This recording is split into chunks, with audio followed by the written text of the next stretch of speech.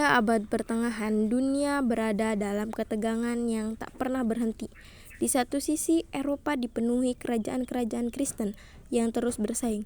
Di sisi lain, dunia Islam berkembang pesat dan maju dalam ilmu pengetahuan.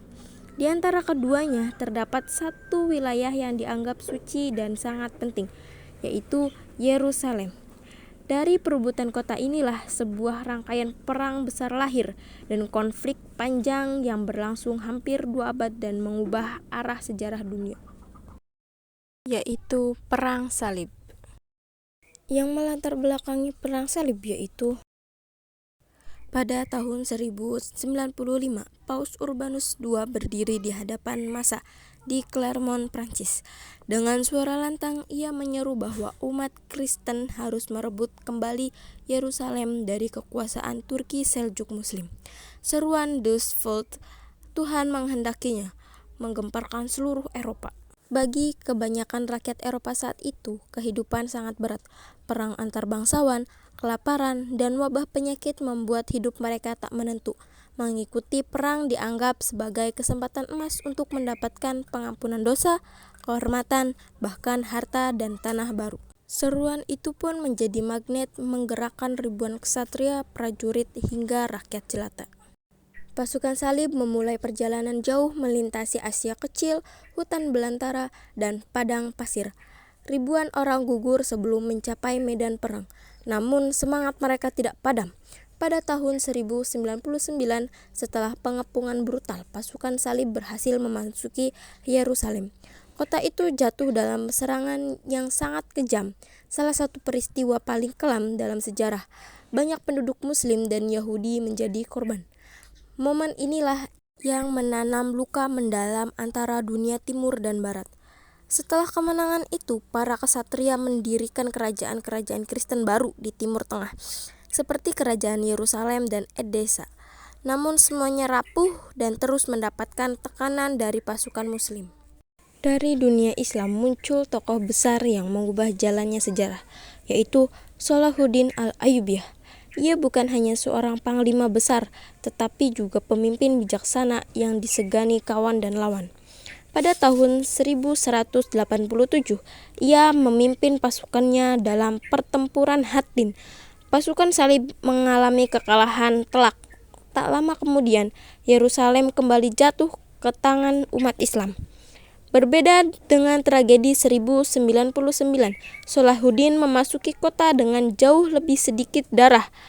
Ia bahkan memberi perlindungan kepada banyak warga sipil dan membebaskan sebagian tawanan.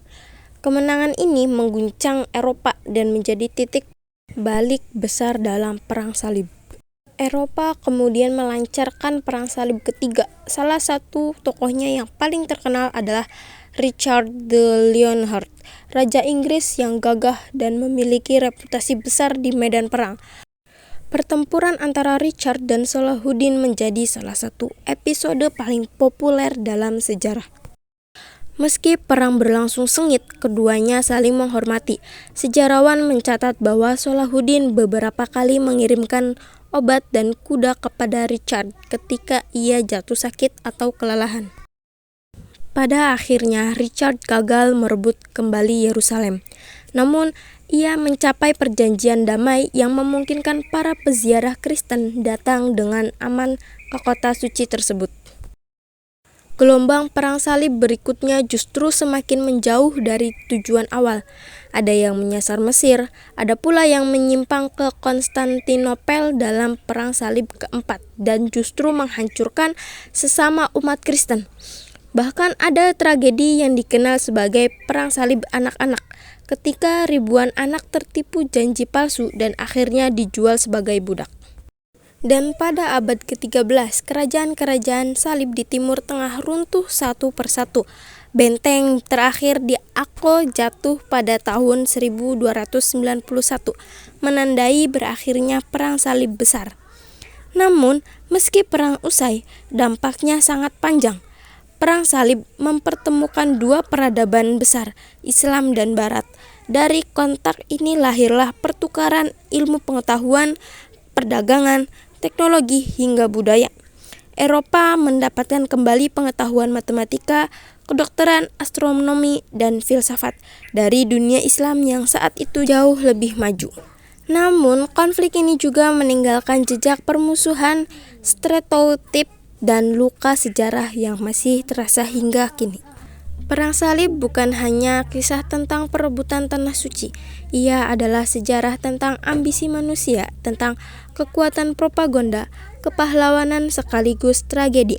Dari perang ini, dunia belajar bahwa konflik atas nama agama seringkali melahirkan luka yang sangat lama sembuhnya, dan bahwa perdamaian jauh lebih mulia daripada kemenangan. Sejarah bukan untuk membangkitkan kebencian, tetapi untuk mengajarkan kita bijak dalam menjaga dunia yang kita warisi bersama.